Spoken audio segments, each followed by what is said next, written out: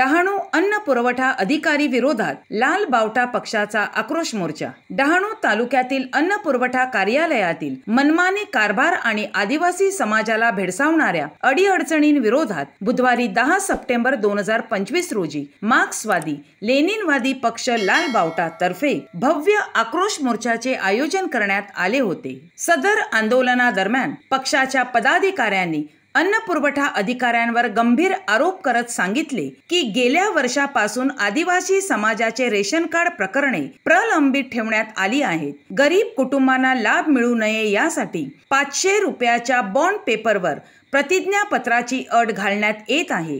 या प्रक्रियेमुळे आदिवासी बांधवांची आर्थिक लूट होत असून कायद्याने दिलेले हक्क पायदळी तुडवले जात असल्याचा आरोप करण्यात आला। मोर्चा दरम्यान जिल्हा अन्न पुरवठा कार्यालयांना लेखी निवेदन देण्यात आले असून मनमानी करणाऱ्या आणि भ्रष्टाचारात गुंतलेल्या अधिकाऱ्यांची बदली किंवा उचलबांगडी केली नाही तोपर्यंत आमचे आंदोलन सुरूच राहील असा इशारा लाल बावटा पक्षाने दिला आहे। तसेच आंदोलनामुळे कायदा सुव्यवस्थेचा प्रश्न निर्माण झाला तर त्याची पूर्ण जबाबदारी शासन प्रशासनाची राहील असे ठणकावून सांगण्यात आले। या धरणे आंदोलनात हजारो नागरिकांनी हजेरी लावली।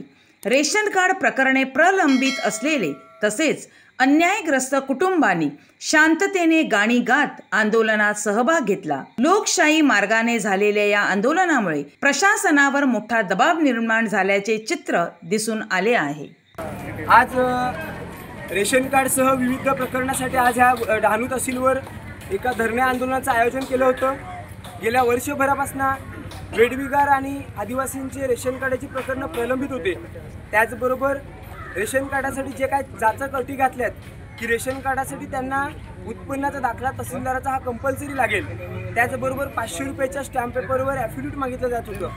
आज ह्या ठिकाणी तब्बल 3 तास तहसीलदारांच्या दालनामध्ये घुसून आम्ही एक अनोखं आंदोलन केलं आणि त्या आंदोलनामधून हे प्रशासन झुकलेलं आहे आणि त्यांना आम्ही लाल बावटाचा कायदा शिकवला आणि त्यांनी आम्हाला लेखी आश्वासन दिलेलं आहे की उत्पन्नाचा दाखला आजपासून आम्ही मागणार नाही रेशन कार्डासाठी आणि आमची जी काय प्रकरणं प्रलंबित होती ती ताबडतोब त्यांनी निकाली काढल्यात आणि आमच्याकडे दिल्यात।